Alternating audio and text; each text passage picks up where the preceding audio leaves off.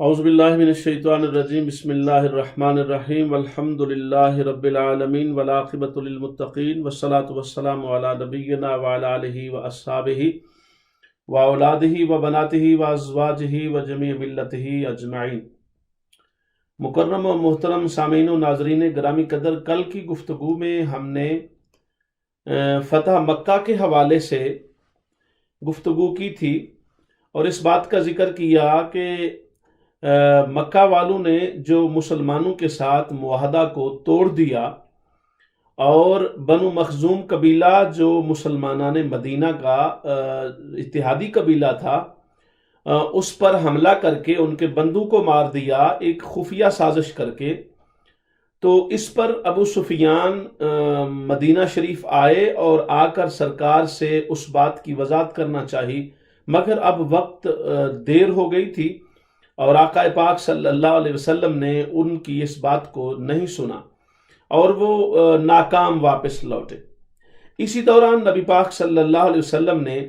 اہل مدینہ کو جنگ کی تیاری کا حکم دے دیا کہ ہم مکہ شریف پر جائیں گے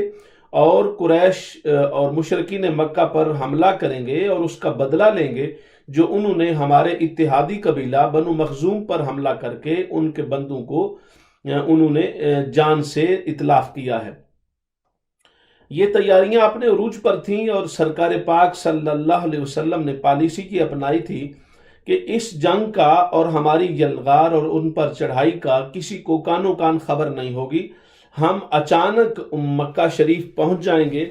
اور جب ہمارا پتہ چلے گا تو ان کے پاس اتنا وقت نہیں ہوگا کہ وہ اپنے آس پاس کے قبائل کو بلا سکیں اور اپنی مدد کے لیے ان کے پاس کوئی بندہ مددگار کے طور پہ قبیلہ کا موجود ہو سکے۔ ان کی تعداد کم سے کم رہے، ہماری تعداد زیادہ سے زیادہ ہو اور اس صورتحال میں ہم کامیابی کو 100% یقینی بنا لیں۔ اس صورتحال کے اندر مدینہ شریف کے تمام مسلمان سرکار کے غلام اور صحابہ پاک اس تیاری میں مصروف تھے۔ کوئی زرہ بنا رہا ہے، کوئی تیر بنا رہا ہے، کوئی بھالے بنا رہا ہے، کوئی برچیاں بنا رہا ہے، کوئی خود بنا رہا ہے جو جسم کے پروٹیکٹیو ایکوپمنٹس ہوتے ہیں ڈیورنگ دا وار۔ تو اس تمام ہمہ ہمی کے ساتھ جہاں ہر کوئی مصروف ہے اور سرکار پاک کے حکم کی بجا آوری پہ لگا ہوا ہے، مدینہ شریف کے رہنے والے جو بطور خاص 3 قبائل تھے یہودیوں کے،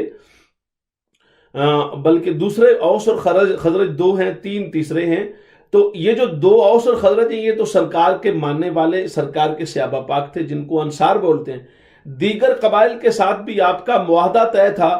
اور ان کے ہاں معاہدہ یہ تھا کہ مدینہ شریف کا دفاع اکٹھا کرنا ہے، جو مسلمانوں پر حملہ کرے گا وہ دوسری جو کمیونٹیز ہیں مدینہ شریف کی رہنے والی ان پر بھی حملہ تصور ہوگا اور دونوں کا دفاع اکٹھا ہوگا، دونوں کی حفاظت اکٹھی ہوگی۔ تو بطور ریاست کے سرکار پاک صلی اللہ علیہ وسلم نے ان کے بھی تحفظ کی انہیں ضمانت اور گارنٹی دی ہوئی تھی۔ لیکن اس صورتحال میں ایک بوڑھا مذہبی رہنما جو صاف ظاہر نان مسلم ہے، وہ ایک گھر میں موجود ہے۔ جب ہر طرف مسلمان تیاری میں ہیں، اس کو یہ فکر لگی ہے کہ اگر مسلمان اس مرتبہ اس مہم میں کامیاب ہو گئے اور مکہ والوں کی غلطی ہے، معاہدہ وہ توڑ بیٹھے، انہیں نہیں توڑنا چاہیے تھا، لیکن اگر مسلمان کامیاب ہو گئے تو پھر اسلام کو پوری دنیا میں پھیلنے سے کوئی نہیں روک سکتا۔ اس پر اس نے اپنے ایک خاص شاگرد کو اور اس کے بیوی کو بلایا اور اس کے گھر میں جو متعلقہ اس سے لوگ زیادہ تر اس کی تعلیم میں موجود رہتے تھے ان کو بلایا۔ ان میں سے جو اس کا سب سے قریبی شخص تھا اس کو کہا کہ اس کا ایک ہی حل ہے کہ تم یہ میرا پیغام لے کر اہل مکہ کے پاس جاؤ اور ان کو جا کے ابو سفیان کو یہ میرا پیغام دو کہ مسلمان تیاری کر رہے ہیں، ان کے آنے سے پہلے آپ باقی قبائل کو ساتھ ملا لیں اور ہم بھی اپنے یعنی یہودی اور عیسائی جو ہماری مذہبی جو ایک ہے رینج ہے اور آرڈر ہے، ہم بھی آپ کی مدد خفیہ طریقے سے کریں گے تاکہ مسلمانوں کو معاذ اللہ شکست دی جا سکے۔ تو اس پر اس نے بندے نے جو اس کا شاگرد خاص تھا اس غیر مسلم مذہبی بوڑھے اور عالم کا، اس نے کہا کہ مجھے تو ساری مسلم کمیونٹی جانتی ہے تمام انصار و مہاجرین مجھ سے واقف ہیں، میں جاؤں گا تو ان کو فوری پتہ چل جائے گا اور اس کے کانسیکوینسز بہت زیادہ ہوں گے اور مسئلہ بھی ختم ہو جائے گا اور ہمارا بھی یہاں مدینہ پاک میں رہنا امپاسبل ہو جائے گا۔ ہم جو در پردہ سرگرمیاں جاری رکھے مسلمانوں کے خلاف وہ بھی معاملہ تشت ازبام ہو جائے گا اور مکمل طور پہ ہماری منصوبہ بندی ہمیشہ ہمیشہ کے لیے ناکام ہو جائے گی۔ وہاں پر یہ ایک دوسری عورت موجود تھی، اس نے یہ کہا کہ اگر اس کا انعام کیا ہے، تو جب بوڑھا وہ شخص بولا نان مسلم غیر دوسرے مذہب والا، اس نے جب انعام بتایا تو وہ عورت کہنے لگی اتنا انعام تو کسی کو زندگی بھر مل ہی نہیں سکتا، بادشاہ بن کر بھی نہیں مل سکتا جو آپ مجھے دے رہے۔ تو اس نے کہا آپ کو پتہ نہیں ہے یہ اس انعام کے پیچھے اس کے بقول معاذ اللہ خدا یہودا کی طاقت ہے، تو آپ کو انعام یہ ملے گا۔ تو اس نے کہا کہ میں یہ کام کر سکتی ہوں، آپ کو پتہ میری سواری بھی بڑی تیز ہے اور میں روزانہ اپنی بکریاں اور اونٹ چرانے مدینہ شریف سے باہر چرانے کے لیے جاتی ہوں، تو میں جاؤں گی اور وہاں سے ہی میں مکہ پاک چلی جاؤں گی اور وہاں جا کر ان کو اطلاع کر دوں گی۔ اس نے کہا بالکل تم نے ٹھیک مشورہ دیا۔ بوڑھے نان مسلم مذہبی و عالم نے رہنما نے لیٹر لکھا حضرت ابو سفیان کے نام پر، جو اس وقت حضرت نہیں تھے، صاف ظاہر ہے مکہ کے سپہ سالار اور قریش کے سپہ سالار تھے، تو لکھا اور اس نے اپنے بالوں میں رکھ لیا وہ رکا اور لے کر اسی انداز سے جیسے وہ روزانہ اپنا ریوڑ لے کر جایا کرتی تھی گئی اور وہاں سے پھر اس نے مکہ شریف چلے جانا تھا۔ وہاں ایک دوسری لڑکی موجود تھی جس کا نام زاریہ ہے، یہ زاریہ اس کی رشتے میں نند لگتی ہے، تو زاریہ کو اس نے یہ ڈیوٹی لگائی کہ یہ جو آدھا انعام اس نے بوڑھے مذہبی رہنما نے آدھا انعام اس کو دے دیا زیورات کی شکل میں اور کہا آدھا انعام جب واپس آؤ گی یہ مہم طے کر کے پیغام پہنچا کر تو پھر ملے گا۔ اب وہ آدھا انعام بھی اتنا تھا کہ اس نے سوچا کہ یہ تو پوری زندگی میری نسلیں بھی کھاتی رہتی، ان سے وہ نہیں ہے، بعد والا آدھا نہ بھی ملا تو مجھے اس کی ضرورت نہیں ہے۔ تو اس صورتحال کے اندر یہ جو زاریہ ہے جو اس جانے والی عورت کی نند ہے، اس نے وہ مال اس کو بتایا کہ میرے خامد کو جو اس کا یقیناً بھائی تھا وہ بیمار تھا اس کو پہنچا دے، اور جب میں چلی جاؤں گی تو شام کو میرا جو ریوڑ ہے بکریوں اور جانوروں والا وہ تم گھر لے آنا۔ تو یہ معاملہ طیبہ گیا اور وہ عورت یہ پیغام خفیہ لے کر مسلمانوں کے خلاف سازش لے کر مکہ چلی گئی۔ اچھا، شام کو اس بوڑھے مذہبی نان مسلم رہنما نے، جو صاف ظاہر ہے دوسرے مذہب کا ماننے والا ہے اور اسلام کا مخالف ہے بلکہ سازشوں میں ملوث ہے، اس نے زاریہ کو بھیجا کہ جاؤ، وہ چلی گئی ہوگی، تم اپنا مال لے کے واپس آ جاؤ۔ تو زاریہ گھر سے نکلی، اپنے سیدھے راستے پر جانے کی بجائے وہ مدینہ شریف کے بازاروں اور گلیوں میں جا رہی تھی اور ایسے دیکھ رہی تھی جیسے وہ کسی کی تلاش کر رہی ہو۔ تو اس کی جس بندے سے نکاح ہو چکا تھا زاریہ کا، وہ صحابی رسول تھے، حضرت عبید ان کا نام ہے۔ خیر وہ تلاش کرتے کرتے بالآخر ان کو مل گئے اس کو، اور اس نے کہا کہ اس موقع پر میں وہاں جا رہی ہوں، آپ بھی وہاں آ جائیں، میرے ساتھ ملاقات کریں۔ تو خیر یہ وہاں پہنچ گئی۔ کافی دیر کے بعد حضرت عبید اپنے معاملات سے فارغ ہوئے اور وہاں پہنچے۔ اس نے کہا میں نے بڑا انتظار کیا، بالآخر خیر اس نے کہا چلو مجھے مصروفیت تھی، آپ کو پتہ ہے ہم مسلمان تیاری کر رہے ہیں مکہ شریف پر حملہ کرنا ہے، کیونکہ اہل مکہ نے، اہل قریش نے اور مشرکین مکہ نے ہمارے تادی قبیلے پر شب خون مارا ہے، ہم اس کا بدلہ لینا ہے۔ تو اس پر وہ پریشان ہو گئی۔ تو اس نے کہا یہ پریشانی والی کون سی بات ہے، میں تھکاوٹ بھی اسی وجہ سے ہے کہ میں اسلحہ تیار کرتا رہا ہوں اور ایسی کیفیت میں دن بھر کام کرتا رہا، لیٹ بھی اس لیے پہنچا ہوں، تو پریشان کیوں رہی؟ اس نے کہا میں پریشان اس لیے ہو رہی ہوں کہ تم تو بڑے ایکسائٹڈ ہو کر یہ بات کر رہے ہو لیکن تمہیں کامیابی نہیں مل سکے گی۔ تو اس نے کہا ایسی بات مت کرو، میرے مذہب اور میرے نبی پاک کے بارے میں بالکل بات نہ کیا کرو، اور اگر اس پر بات کرو گی تو پھر میرا تیرا تعلق بھی ختم ہو سکتا ہے۔ اس نے کہا ایسی بات نہیں کرو، آپ مذہب کو درمیان میں نہ لاؤ، میرا آپ سے جو تعلق ہے محبت کا ایک تعلق ہے اور میں محبت کو سب سے اہمیت دیتی ہوں۔ آپ نے فرمایا تیری اہمیت ہے، میری اہمیت یہ ہے کہ میں دین کو اہمیت دیتا ہوں اور میرے نزدیک دین سب سے پہلی ترجیح ہے، اسی کی بنیاد پر میں بات کرنا۔ اس نے کہا اب سنو، میں کہنا یہ چاہ رہی ہوں، مجھے فکر ہے کہ مسلمان جب حملہ کریں گے تو ان میں سے کوئی بھی معاذ اللہ بچ کے واپس نہیں۔ اس نے کہا اس کی وجہ کیا؟ کہا وجہ میں نہیں بتا سکتی۔ کہا جب وجہ نہیں بتا سکتی ہو تو پھر ذکر کرنے کا فائدہ؟ خیر اس نے کہا کہ اب میں صرف آپ کے لیے یہ بتا رہی ہوں کہ میری جو بھائی کی بیوی ہے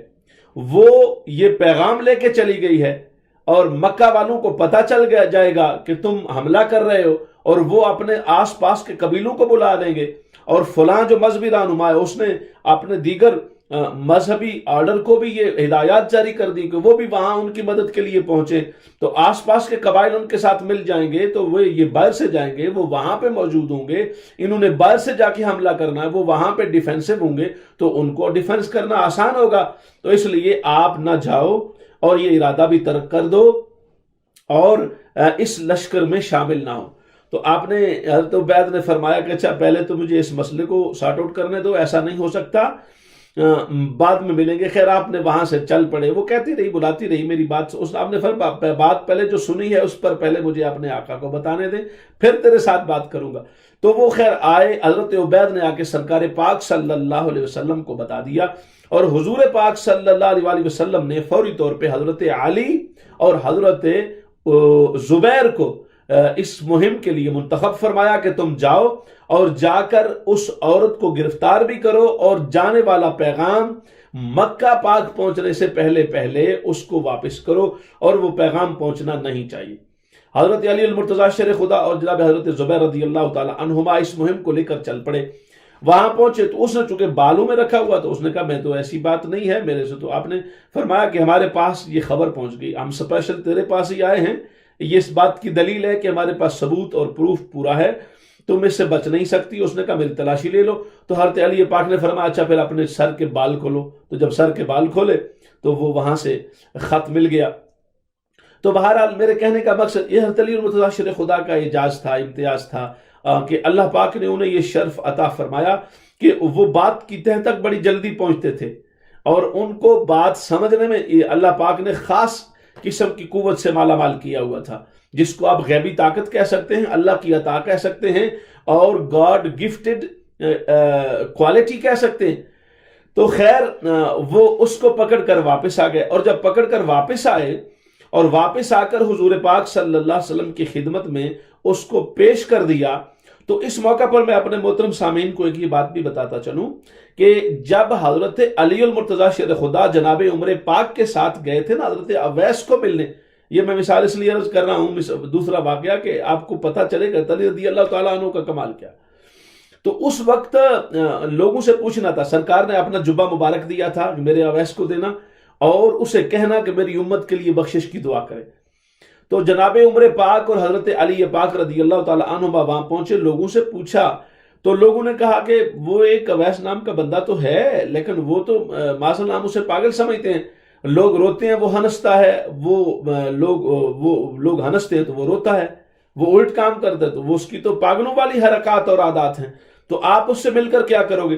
تو اس پر انہوں نے کہا کہ ہاں ہمیں اسی سے ہی ملنا ہے، کیونکہ آپ کے بارے میں بتایا گیا تھا، کیونکہ وہ آپ الگ تھلگ رہتے تھے، لوگوں سے ملتے نہیں تھے، ہر وقت محو عبادت مصروف رہتے۔ خیر وہاں پہنچے تو جہاں آپ نے ان سے پوچھا، تمہارے پاک نے ان سے پوچھا آپ کا نام کیا؟ تو انہوں نے کہا کہ میرا نام عبداللہ ہے۔ تو انہوں نے فرمایا کہ نہیں آپ اپنا انٹروڈیوس کروائیں، ہم آپ سے ملنے کے لیے آئے، اپنا نام بتا دو۔ انہوں نے فرمایا میں نے کہا تو ہے کہ میرا نام عبداللہ ہے۔ تو اس پر جناب عمر پاک نے حضرت علی کی طرف دیکھا تاکہ آپ اب مسئلہ کو حل کریں کہ وہ نام ایسا بتا رہے ہیں، عبداللہ کا معنی ہوتا ہے اللہ کا بندہ، اللہ کا بندہ تو ہر کوئی ہے۔ تو اس پر حضرت علی المرتضی شیر خدا نے فرمایا کہ اخبرنی اسم کا سما کا امو کا،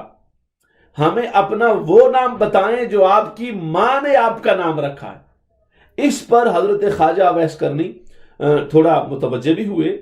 اور اپنے آپ کو سنبھلے اور پوچھا کہ آپ کون ہیں؟ آپ اس طرح کی گفتگو تو کوئی نہیں کر سکتا۔ تو جب بتایا گیا تو پھر آپ فوری طور پہ اٹھے اور معذرت بھی کی کہ مجھے آپ کے استقبال کے اندر مجھ سے جو تھوڑی کمی رہ گئی ہے، مجھے تو تعارف ظاہری طور پہ نہیں تھا، تو اس وجہ سے اس کمی کی وجہ سے معذرت بھی کی، اور پھر دوبارہ اس انداز سے بات کی کیا، اور انہیں جبہ پیش کیا، پھر دعا بھی کروائی، اور حضرت خواجہ اویس کرنی رضی اللہ تعالی عنہ دو سے۔ تو میرے کہنے کا مقصد یہ تھا کہ جو سوال، جو مسئلہ، جو میٹر اور جگہ سے حل نہیں ہوتا تھا، اور اس کا تعلق فیصلہ کے ساتھ ہوتا، اس کا تعلق سوچ کی پختگی کے ساتھ ہوتا، اس کا تعلق مسئلے کو حل کرنے کے ساتھ ہوتا، تو اللہ پاک نے حضرت علی پاک رضی اللہ تعالی عنہ کو یہ سعادت اور عظمت دی تھی کہ وہ اس مسئلہ کو حل کر دے۔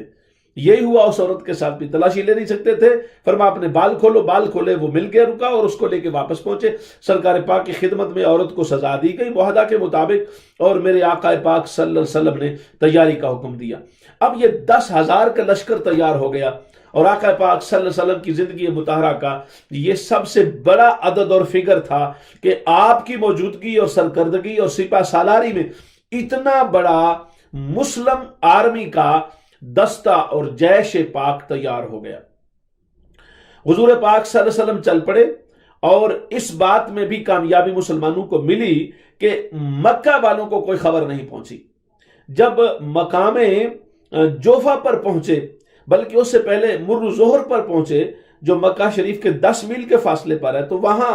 مکہ شریف سے آتا ہوا ایک شخص ملا سرکار پاک کی بارگاہ میں، اور اس نے آ کر حضور پاک صلی اللہ علیہ وآلہ وسلم سے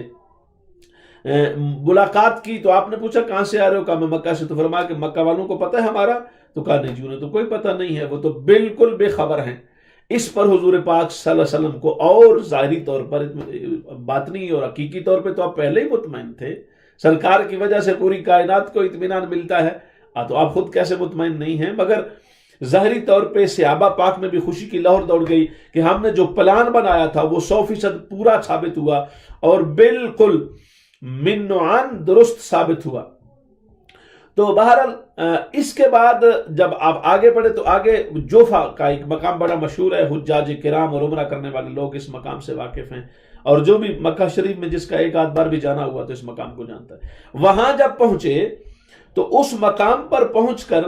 سرکار پاک نے دیکھا کہ حضرت عباس اپنے پورے خاندان کے ساتھ وہاں پہ موجود ہیں۔ آ گئے، سرکار نے پوچھا کہاں جا رہے؟ کہا مدینہ پاک جا رہا ہوں۔ کیوں جا رہے ہو؟ آپ اسلام قبول کرنے جا رہا ہوں۔ اس پر بہت مختلف اقوال ہیں، مگر زیادہ بات یہی کہ آپ نے پہلے اسلام قبول کیا ہوا تھا مگر خفیہ رکھا تھا، تو اب آپ نے اعلانیہ طور پر، کیونکہ مسلمانوں کو بہت کامیابیاں ہو چکی تھی، بدر ہو چکا تھا، عہد ہو چکا تھا، ساری جنگیں ہو چکی تھی، اللہ پاک کی مدد کے فیصلے آ چکے تھے، مسلمان ایک الحمدللہ بڑی مضبوط ترین قوت بن چکے تھے سرکار پاک کی سپہ سالاری میں۔ تو اس صورتحال میں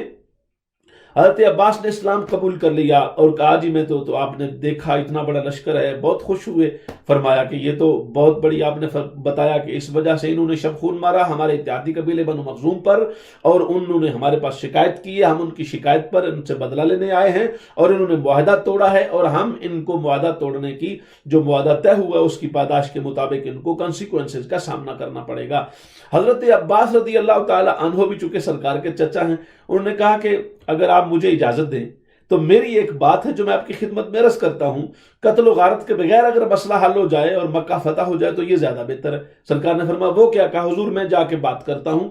مکہ کے سپہ سالار ابو سفیان سے اور ان کے سرکردہ رہنماؤں سے، اگر وہ مان جائیں ویسے ہی میری بات کے نتیجہ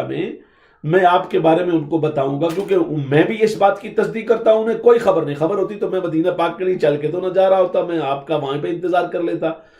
تو اس لیے میں وہاں جا کے اپنا کنٹریبیوٹ کرتا ہوں، اپنی کوشش سے ان کو منانے کی کوشش کرتا ہوں اور یقین دلاتا ہوں، اس لیے کہ مکہ پاک میں خون خرابہ نہ ہو، ان پر حملہ کر کے ان کو تلوار کے ذریعے منوانا نہ پڑے، وہ بھی بچ جائیں اور اسلام کا نور بھی ان تک پہنچ جائے۔ سرکار پاک بہت خوش ہوئے، فرمایا عباس تم نے بہت اچھی بات کی ہے رضی اللہ تعالی عنہ۔ تو صلی اللہ علیہ وآلہ وسلم آقا پاک نے اس بات کو قبول کر لیا، بلکہ اپنا خنجر اور ایک قول کے مطابق اپنی سواری بھی عطا فرما دی۔ تو حضرت عباس جب مکہ میں گئے یہ پیغام لے کر، ابھی مکہ شریف سے باہر ہی تھے، تو وہاں ابو سفیان مل گیا مکہ کے وادی سے باہر۔ تو اس نے کہا کہ آپ کے بارے میں تو سنا تھا مدینہ شریف چلے گئے، واپس کیوں آ گئے؟ کہا واپس میں آ گیا ہوں لیکن تمہارے لیے تو بڑی انتہائی خوفناک خبر ہے۔ اس نے کہا وہ کیا؟ مجھے ڈراؤ نہیں، میں تو خود ہی 3-4 دن سے ویسے ہی ڈرا ہوا ہوں، میرے اعصاب پر کوئی ایک سوچ سوار ہے کہ کچھ ہونے والا ہے، کچھ ہونے والا ہے، اسی وجہ سے اب مجھے پریشانی اتنی پڑی اس سوچ کے نتیجے میں کہ میں باہر آ گیا اور آپ سے ملاقات ہوگی۔ کہا تیری سوچ بالکل ٹھیک ہے، مسلمان پہنچ گئے ہیں نبی پاک کی قیادت میں جوفا کے مقام پر، اور تمہیں پتا ہے کہ اتنے قرب میں وہ آ گئے ہیں کہ اب اگر وہ تیر وہاں سے پھینکیں گے تو سیدھا تیرے گھر میں گرے گا۔ ابو سفیان نے کہا یہ تو بات بالکل آپ ٹھیک کہہ رہے ہیں، اور اس وقت ہم کسی کو مدد کے لیے بھی نہیں بلا سکتے، اب تو ہمارا کوئی چارہ کار نہیں رہا، تو اس پر اب تو ہمارا وہ بچے عورتیں سب کچھ ختم ہو جائے گا۔ تو اس پر حضرت عباس نے کہا نہیں، میرے پاس ایک پرپوزل ہے، تم ختم نہ کرو، ایک پرپوزل ہے کہ ہمارے ان کو مان لینے میں کیا حرج ہے، میں بھی تو مان گیا ہوں، بڑی مخالفت کر کے دیکھ لی، مگر ان کی مخالفت نے ان کا معاذ اللہ بگاڑا کچھ نہیں ہے، تو میں آپ سے یہ کہتا ہوں کہ ان کو مان لیں، انہیں نبی تسلیم کر لیں، ان پر ایمان لے آئیں، مکہ کا تقدس بھی بچ جائے گا، ہم بھی بچ جائیں گے، ہماری عزتیں اور مال جان بھی بچ جائے گا، اور اسلام کا نور بھی میسر آ جائے گا۔ اس پر ابو سفیان نے کہا عباس اگر ایسا ہو بھی جائے تو محمد پاک تو اس وقت طاقت میں ہیں، آپ جیسے بتا رہے ہو اتنا بڑا لشکر ہے ان کے پاس، تو وہ ہماری اس طرح کی بات کو مان کر پچھلے ہمارے سارے کرتوتوں کو کیسے بھول جائیں گے؟ ہم نے جنگوں میں ان کے کتنے صحابہ کو شہید کیا ہوا ہے، اور آپ جانتے ہی ہیں کہ میری بیوی ہندہ نے آپ کے بھائی جناب حمزہ کے ساتھ کس انداز کا ظلم کیا تھا، ان کا کلیجہ تک چبایا تھا، تو کیا وہ سب کچھ بھول جائیں گے؟ حضرت عباس نے کہا تم محمد پاک کی طبیعت سے واقف نہیں ہو، وہ اللہ کی دین کی خاطر سب کچھ برداشت کر جاتے ہیں، بھول جاتے ہیں، معاف کر دیتے ہیں۔ کہا اس بات کا مجھے یقین تو نہیں آتا عباس جو تم کہہ رہے ہو مطلب کے بیٹے۔ تو اس پر حضرت عباس نے پھر وہ خنجر دکھا، دیکھو یہ خنجر ان کا ہے، تو کہا انہوں نے مجھے یہ گارنٹی دے کے بھیجا کہ جو میں آپ سے بات طے کر کے جاؤں گا ایسا ہی ہوگا۔ تو اس پر ابو سفیان نے کہا کہ ٹھیک ہے میں تیرے ساتھ چلتا ہوں۔ چل دیے، جب وہاں پہنچے تو خیمہ جو سرکار کا تھا اس کی نگرانی جناب عمر پاک فرما رہے تھے، وہ دور سے ہی دیکھا تو آئے کہ یہ دشمن آ گیا ہے، اسلام کا دین کا دشمن آ گیا ہے، تو ادھر سے سرکار نے پیغام بھیج دیا کہ نہیں، عباس کو میں نے خود اختیار دے کے بھیجا ہوا ہے، ابو سفیان کو آنے دیں۔ بہرحال رات کا وقت تھا، رات کے لیے سرکار نے فرمایا آرام کرو، صبح میرے ساتھ ملاقات کرنا۔ ملاقات کے لیے آئے اور جب بیٹھے تو سرکار پاک نے ابو سفیان سے کہا کہ بتاؤ تمہارے لات، منات، عزا، حبل بت جیتے ہیں یا میرا اللہ سچا جیتا ہے؟ تو اس پر ابو سفیان نے بڑی ہی شکست والی آواز کے ساتھ کہا آپ بالکل ٹھیک کہہ رہے ہیں، میرے بتوں نے مجھے تنہا چھوڑ دیا ہے، لات اور منات اور عزا میرے جھوٹے خداؤں نے میری کوئی مدد نہیں کی ہے، اور مجھے آپ کے رحم و کرم پر چھوڑ دیا ہے، میں یقیناً مانتا ہوں کہ آپ کا اللہ سچا اللہ ہے۔ سرکار پاک نے فرمایا اگر میرا اللہ سچا ہے، معبود برحق ہے، تو اسی سچوں کے سچے نے، سب سے بڑے سچے نے تو مجھے نبی اور رسول بنایا، میری نبوت اور رسالت کو بھی کیوں نہیں مانتے ہو؟ اس پر ابو سفیان ہچکچائے اور کہنے لگے اس معاملہ میں تو مجھے ابھی تردد ہے۔ اس پر حضرت عباس پھر کڑک کے بولے کہ تم پہلے امان لینے کے لیے منتیں کر رہے تھے اور میں نے دے دی، تو اب اصل بات پر تم آ ہی نہیں رہے ہو، تو اگر نہیں آتے تو پھر جاؤ اپنی خیر بناؤ۔ جب یہ بات کی تو ابو سفیان نے کہا کہ نہیں، میں مانتا ہوں کہ واقعتاً آپ اللہ کے سچے نبی اور رسول ہیں۔ تو اس پر حضرت عباس نے کہا حضور اب یہ مسلمان ہو گیا ابو سفیان، تو اس کی تھوڑی حوصلہ افزائی فرما دیں، اس کو آپ اپنی زبان پاک سے تسلی دے دیں، یہ فکر مند ہے کہ مکہ کی اینٹ سے اینٹ بچ جائے گی، کوئی نہیں بچے گا، انتقام کا دن آ گیا ہے، اب ان کی نہ جان بچے گا، نہ مال بچے گی، نہ عزت بچے گی۔ تو آقا پاک نے فرمایا اچھا، فرمایا ابو سفیان جاؤ جا کے اعلان کر دو تمہارے گھر کے اندر جو بھی آ جائے گا اس کو ہم امان دے دیں گے۔ ابو سفیان نے کہا جناب میرے گھر میں کتنے لوگ آ جائیں گے؟ فرمایا حرم کعبہ میں جو آ جائے گا اس کو بھی امان دے دیں۔ کہا حرم کعبہ میں بھی تو سارے لوگ تو نہیں مکہ والے آ سکتے۔ فرمایا پھر جو اپنے گھر کے اندر دروازہ بند کر لے گا، باہر نکل کے تلوار نہیں اٹھائے گا، ہم اس کو بھی معاف کرتے اور امان دیتے۔ اس پر ابو سفیان خوشی خوشی گیا اور جا کر یہ مجدہ جاں فسا اہل مکہ کو سنایا، اور نتیجتاً اللہ تبارک و تعالیٰ نے مکہ کو کسی بڑے کشت و خون کے بغیر ہی فتح مندی میں بدل دیا، اور آج آقا پاک صلی اللہ علیہ وسلم 8 سال کے بعد اس مکہ پاک میں فاتحانہ شان کے ساتھ داخل ہوئے جہاں سے حضور پاک صلی اللہ علیہ وسلم کو ظاہری طور پر مجبور کر کے نکلنے پر مجبور کیا گیا تھا۔ ظاہراً میں عرض کر رہا ہوں، ورنہ تو وہ مختار نبی ہیں، رب ذوالجلال نے انہیں مختار ہی بنایا ہے۔ اللہ پاک ہمیں آقا پاک کی سچی محبت سے مالا مال فرمائے۔ وما علیہ